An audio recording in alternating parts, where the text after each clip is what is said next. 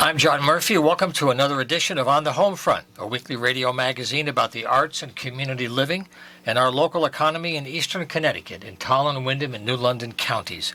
I'm here with you live with my co-producer Matt Rupar on WILI AM 1400 and 95.3 Digital FM here at 5:30 on Wednesdays. Our programs are video recorded for broadcast on YouTube as well at the WILI site and our local cable access channel, trying to improve our exposure and support for our guests throughout the year to help these great stories get out in any way we can. Our entire focus today will be on the 2022 Art and Garden Tour of Northeastern Connecticut. It's a nice collaboration with artists in 4 towns that are nearby each other to make it a nice, easy travel time over June. It's Ashford, Coventry, Mansfield, and Willington. And it's coming up Saturday and Sunday, June 11th and 12th during the day. And we have 3 people involved in the tour and with other local arts organizations to kind of give us a wrap-up of what the tour is about and preview the summer. So first of all, thank you all for being here. It's great to have you back in the studio. If you're watching today from left to right, first I have John Staranovich here. He's from Willington. He's involved with the Coventry Arts Guild. Good to have you back in the house, John. Thank you for being here. Nice to be back. Also for a return is Lauren Merlo from Eastford, involved with the Ashford Arts Council, and he's also involved with the tour. So good to have you again. Well, good to be here. Thank you. And Kathy Shires is here with her 7th year as president of the Windham Regional Arts Council, coming into her 8th year. She's been here many times in the past, and it's great to have you back again. Thank you, John. Good to be here. To share some good news. It's nice to see so many people coming out of the cave and really getting into engaging people and getting out in the air and trying to make the rest of the year really bright. So it's nice to have you here, spring and all those things considered. So maybe one of you could start us out about trying to share what the idea of the tour is in June. We have artist open studios in the fall, which is a larger scale kind of thing. But people are still discovering, the idea of taking a day to drive around and stop by places that you don't normally do. So could you kind of give us a little idea what that's about and how people can have fun for the day? Well, our group, our garden tour, there's 11 houses and I think 17 artists showing. So some houses will have 2 or 3 artists as well. Sure. It's really pretty nice. Everyone puts in a lot of effort. Some beautiful yards and gardens and a lot of beautiful art. And everyone's busy as bees right now, getting everything spruced up after the winter. And we're quite fortunate to have this good weather. And so things are really starting to come along. Yeah. So, Lauren, you've been doing this for a while now, actually. How are your plans for the year taking shape? Looking pretty good. We did a lot of work over the winter to get our inventory up. So we've been pretty busy, both Gretchen and I. Gretchen is the artist. I make up the boards and right. So forth. And we're looking forward to the tour and hope everyone else is also. So one thing I want to do before we chat with Kathy is give you a website, because you can follow up on everything they're talking about by going to the site. You can get kind of a map and like a listing of where all the artists are and their locations. It's real easy to follow. Just go to artgardenct.com, www.artgardenct.com. So it's real simple. Jot it down, and you can follow up today on our chat. You've been doing this for a while too, Kathy. Talk about the tours and how much it's for the people that support it financially, but there's a lot more than transactions going on in sales. There's something much higher happening too. Talk about that. Well, yes, exactly. And I'm glad that you combined us all here together, because we are all interconnected, as you mentioned earlier. One of our board members, Scott Rhodes, is actually one of the hosts of the tour in Mansfield, and he has done a really good job making sure that our group, Windham Regional Arts Council, that has kind of a reach to many artists and families in this community, that the tour is being well publicized, and we're going to be getting that out as of this weekend, of course, and getting support. I notice on the table here, you've got a beautiful postcard. We have a digital image of that we'll be sharing with all of our membership and beyond. Yeah, Scott is a neighbor of mine. He's at 422 Browns Road in Stores. His wife, Ellie, combines gardening with sculpture and greenhouse areas. It's a nice combination with Scott's acrylic art, and they're just one of many artists, again, that are available on this weekend, June 11th and 12th during the day. So also, we kind of gave out the website. Maybe we could take a minute or two and talk about the groups that you folks all belong to that are doing other things. Everybody's coming out, doing different programs, exhibitions, meetings. Maybe we could start with Kathy, since you sent me some info about the Wyndham Regional Advisory Council, Arts Council, and the things that you're planning in the next few weeks. Okay, so I mentioned to you that coming up, here we are on the cusp of June. It's so hard to believe. Yeah. But as we have done, well, I guess with a little skip in the COVID year, but last year and in 2019, we have used the great Shabu stage setting for the location of the Wyndham Concert Band. Right. Now, this is a wind and percussion band that has been actually in this community under different names for over 150 years. And we're just really happy to be hosting them once again. It's a free evening on June 24th. It's a Friday evening. 6:30. 6:30. Nice. The sun is, going down, and it's going to be cooling everyone off. And bring a blanket or a chair and just enjoy the great music under the direction of Dan Daddio, the director of the band. Yeah. And they play patriotic tunes, and no surprise there, and show tunes, and all kinds of things, family-friendly entertainment, and it's all free. And by the way, last week, the week before that we're recording this show today, RAC was also involved in another event with the Willimantic Orchestra up in E.O. Smith. That's correct. And that was a huge student performance kind of a thing, composition. Yes, the winner of our competition, That's right. Shira Mark, flute player. Mm-hmm. Yes, and it was a little chilly being outdoors, but she performed beautifully. It was a great evening of music with the orchestra. Yeah. Now, something else that you're doing is you're doing an exhibit in the hospital in the gallery space that you have right off the Shea entrance. You go in there, the gallery is right off the lobby. It's easy to find, and you're doing some programming now. What's there currently? So we have a great partnership with the hospital, and any sales of artwork that take place there at the hospital, a portion of those sales go to the Hartford Healthcare Foundation. So it does doubly good. Currently, we have a photographer, Laura Jean Holdaway. She is there until the end of May. And then for the month of June, we have a partner show, kind of. It's Pat Donahue and Irene Glynn. I believe both work in oils. And for July, we have another local artist from Willimantic, Suzanne Soretti, and she does lovely oils and acrylics as well. So and then there's a group show in August, which will be a collection of our members to take part in that. Yeah. Okay, so if you want to follow up on the things that Kathy's sharing, you should check out the website. The current one they have now that they're using is wyndhamrac.org. They may be updating it soon, but this is a good site to use right now to stay in touch, wyndhamrac.org. And let me jump over to John on the other side. CoventryArtGuild.org is the website for that one. Can you talk about what you folks are doing now as everybody's coming out for spring? Well, I've been in this past year. I was in 3 shows with Coventry Arts Guild. One was at the Wyndham Hospital, and one was at I'm not sure the name of the building we were in, but it's right in the center of town in Coventry. Mm-hmm. And then I did one at Key Bank in Coventry, which was pretty nice. All small venues, but very pleasant. So I don't know what's coming up next with them, but that's right. Well, I'll certainly get an email on that. Yep. No, I've had John on the program before. We're trying to rotate coverage with Coventry Arts Guild. The folks up in Putnam are up there, Stafford Arts Society.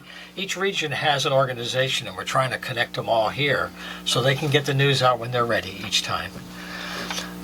But how about people coming out? Something that we're also wondering is, with all the work you're doing to get ready and to prepare, will they come? Will people participate? Well, What's your gut? You always wonder, but we're all kind of optimistic last year, and I think we are again this year. even though this COVID is like a roller coaster ride. Yeah. At my house, I set up a canopy outside, and I set up a bunch of my pieces. I have a walk through a shade garden, and I hang a lot of my pieces out there on the trees. Nice. And I have a gallery, about a 500 square foot gallery, and so people can either, whatever their comfort level is, they can just stay outside or just go in. And I think, I mean, they're just people are people, and they want to get out. They want to, they've been cooped up all winter, and so I think everyone's going to be ready again, and I'm very optimistic. Lauren, what's your variation on that spell? What do you think about that? As far as people coming out and enjoying the shows, well, if it's anything like last year, we had a very good last year with the show up with the show in June that we did, the art and garden tour, and so if the weather's great, I'm sure there'll be people coming and enjoying the gardens and everything else that's available. Yeah. All within a reasonable drive. When gas is so expensive, the idea of a small regional drive over a few towns is not quite as exotic as other trips might be this year. Something else is Shaboo Stage. I remember when people were talking about Shaboo Stage, some people were skeptical about it, or, every town has people that go pro and con on anything. But because it was an investment, there was an incredible contribution, but it was a permanent part of town. Could you share what your thoughts are now, a couple of years in, even though COVID messed it up for a while, what's happening and how the town is embracing this as part of the future? Yeah, sure. Go ahead, you go.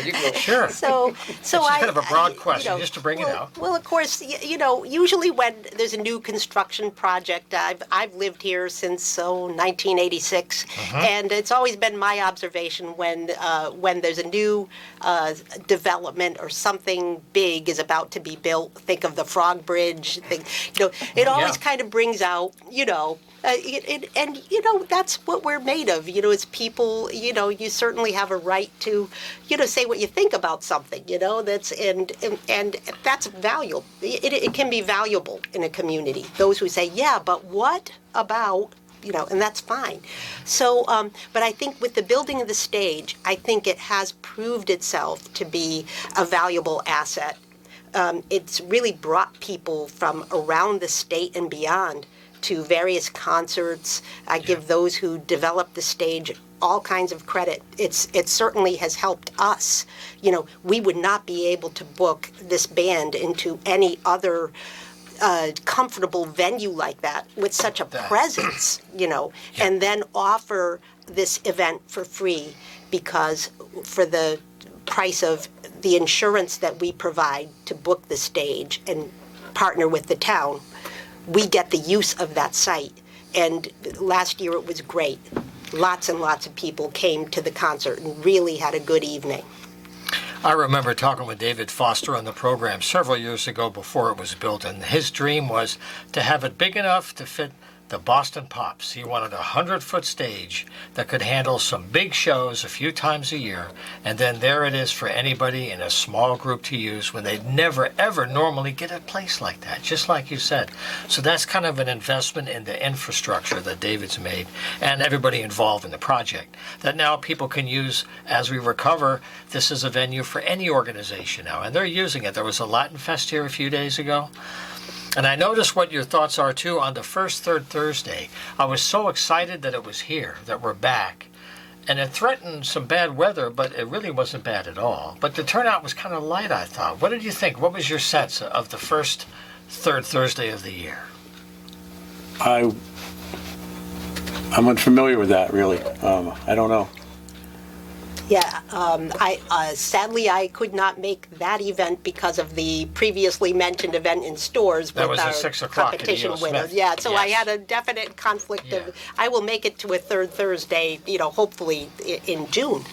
Yeah, no, I didn't mean to put you guys on the spot. That's been a decade long, for many decades here. The third Thursday of each month from spring to the end of summer. They have a big street festival here in town. They shut down the roads. There's festivals here. People do 5 music stages. speeches, lots of food. The turnout was kind of light, but the weather was still very nice, and I'm hoping that June will have a much better turnout, because it's one of those traditions that was knocked on its feet with COVID. Right. Right. Yeah, But it's yeah. got a lot of history in town, so I'm just putting out a shout out now. If you had some issues with May, please come out for June. So everybody who's worked behind the scenes there to make this happen has a real good chance to enjoy it. All righty, well, we've got a couple minutes left in the program today. We've been speaking with Lauren Merlo and John Staranovich and Kathy Shires about the 2012 Art and Garden Tour of Northeastern Connecticut. Covers 4 towns. We're talking about Ashford, Coventry, Mansfield, and Wellington. And if you go to the website, artgardenct.com, you'll have all the information they've been talking about, the towns, the addresses. Everybody's pretty close together. So as we get into the summer for you, what do you hope to be the number one positive thing for your work and your art in the year ahead? What are you hoping to have as the best outcome for each one of you? Well, I'm hoping to get into New Britain Museum of American Art this year. I got in there last year Congratulations. in a national jury show, and that was one of my goals when I first started out. So hopefully I'll surpass my goal this year. Congratulations on that. That's Well, a good thank you. benchmark. That's great. Yes, it is. Great. It's a beautiful, beautiful facility down there. Yep. I've been there. It is gorgeous. That's quite an accomplishment to get in there. I know. More to come for you. I'm still dazzled. So, Lauren, how about yourself? Well, my girlfriend and I, Gretchen, we're kind of taking it a little slow. We did add a few additional shows to our this year than we've been in the previous years. So Right. that's because we both work full time also. So in order for us to make sure we have the inventory that we need to do the shows and so forth. So we're just gradually adding on a couple of additional shows this year, and local, and that's our goal. I guess it's just to slowly move on. Great. That feels good. Everybody's ready to start moving around. Not too much travel to make it an obstacle, but to facilitate things to get out there. And how about yourself, Kathy? Okay, so I as time allows, I create just at the easel and work on my pastels and oils and so forth. But I wanted to mention that we do have another outdoor show coming up September 3rd. That is still a work in progress. Watch for our notifications about it. We already have a few people who have enrolled in this outdoor art show at the Gilson Park on September 3rd. Okay. Well, thanks to you for being here. I wish you great weather and good work ahead. We'll look forward to getting back in touch in the fall and see how things go. Alrighty, thanks, John. Yeah, thank you. Thank you, John. Okay, 2 quick announcements before we close up the show. I just want to mention this one last time. If you have young people in your family, the Arts at the Capitol Theater and the Wyndham Public Schools are offering a free summer musical theater program.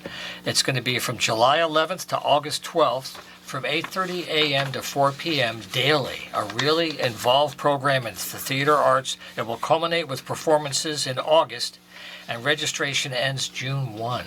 So if you have someone that wants to get involved in theater, this is a great summer opportunity. Registration's next week, so contact Arts at the Capitol Theater. The other last piece of good news is that the Wyndham Theater Guild is getting ready for their next summer show. It's Save the Palace, written by Connecticut writer Roy O'Neill, and they're having auditions for the summer performance Tuesday and Wednesday next week, May 31st and June 1st, at the Burton Levitt Theater right here in town at 7 o'clock. So go to the Theater Guild website and you'll get more information. So time has run out. Thanks a lot for sharing some of your time. We'll see you next week here at 5:30 on WILI. Have a great week ahead and a good Memorial Day observance.